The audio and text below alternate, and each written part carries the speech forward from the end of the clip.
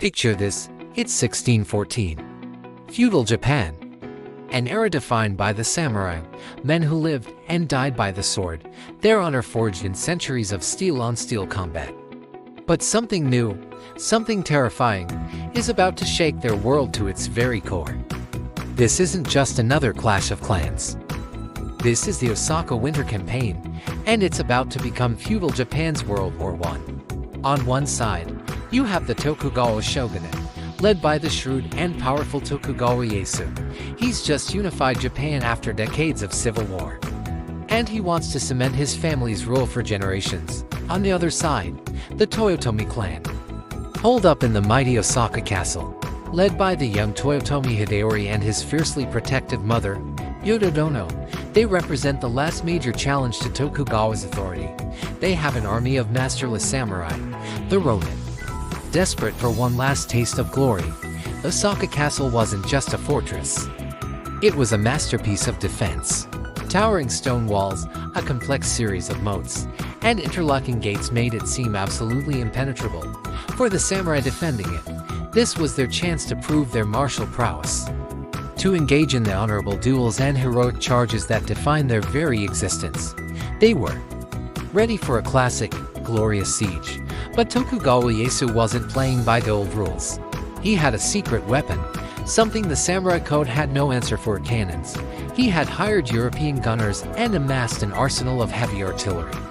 While the Toyotomi forces waited for a glorious clash of swords, Ieyasu simply stood back and began to pound the seemingly invincible castle from a distance. Imagine the shock. The defenders of Osaka, trained for close-quarters combat, could do nothing but watch as cannonballs smashed into their proud fortress. The thundering booms were relentless, a terrifying new sound of war that shattered stone and morale alike. This wasn't a battle of skill or bravery in the traditional sense, it was an industrial slaughter. The samurai's sword, the symbol of their identity, was useless against an enemy they couldn't even reach. The turning point came with a masterstroke of psychological warfare. Ieyasu's cannons weren't just aimed at the outer walls. He deliberately targeted the main keep, where Toyotomi Hideyori's mother, Yododono, and her ladies-in-waiting were staying. A cannonball struck the tower, killing several of the ladies. The terror was immense.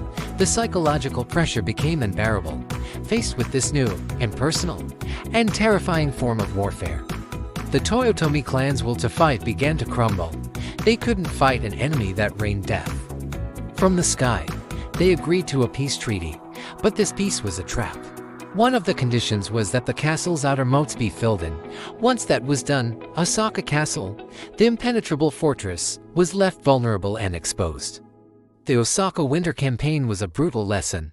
It showed that the age of the samurai, with its focus on individual honor and melee combat, was coming to a violent end. The future of warfare belonged to gunpowder, strategy, and overwhelming firepower. It was a clash of eras, where the medieval warrior met the modern machine, and the world was never the same.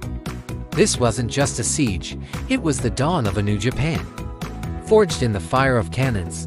Thanks for joining us on this journey back in time. If you enjoyed this story, be sure to hit that like button, subscribe for more epic history, and let us know in the comments what battle you want us to cover next.